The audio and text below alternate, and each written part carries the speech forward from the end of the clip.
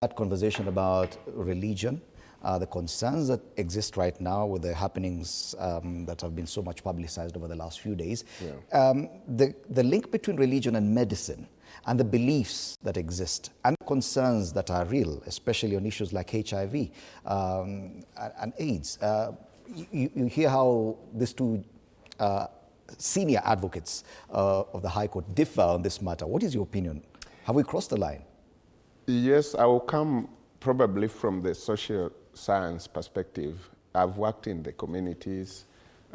We've done this. For example, my first assignment when I first started working was on aging and cardiovascular diseases, the lifestyle diseases, the perception of a normal Kenyan about diseases like hypertension, high sugar level, diabetes, and all that.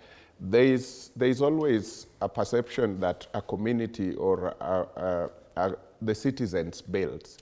And once that perception is built to the best level, it can hurt the same people. For example, growing up, in the days I grew up, many people just believed it could be not founded on a scientific basis, but so many people in the days I grew up just believed that having sugar level high and things like diabetes is a disease for the rich people. So even the poor people could just feed in a poor way and have it, but in their mind, this is not their disease. So they could keep treating malaria and other things. I mean, going to the nearby pharmacy, taking Panadol and all that, but they never go for checkup. But the rich people, because probably they could afford, once in a while they could go for checkup, even if they are not sick, and they would be told, your sugar level is actually rising high. And then the poor neighbor says, this is a disease for rich. We don't have such kind of disease. So from a social perspective, you realize we have crossed the line even way too far, much, much further. Because here is a religion that now tells you that all these things, including HIV, can actually be cured by a prayer. If we get the society to believe that, it may not be against the law, but it is still wrong. Not everything that is not fighting with the law is right. Sometimes they are just morally, but not legally.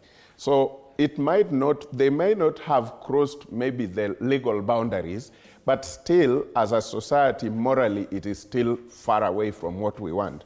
Because if that was the case, then why have pastors, bishops, and every religious leader let the country and the world suffer when they can actually do away with this thing? Why are they not walking into Kenyatta National Hospital and just doing their thing and everybody goes home? Why do they keep watching Kenyans suffering when they know they can do these things? Why do they let doctors in the lab 24 hours trying to get the cure for HIV when they know they actually have it? So sometimes you realize, again, religion has been misused in Africa more than any other place. We all go to the church, the churches we belong to. I belong to a church.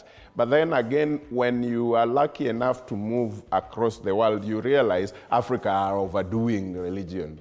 Whichever church you go to, compare that to what they do in other parts of the world, you will realize Africa has overdone faith by far. So we have made things that are supposed to be simple and scientific become a religious thing. Right. It is like we want to believe that, again, Fred, you realize even when we're talking about faith, yes, faith is there.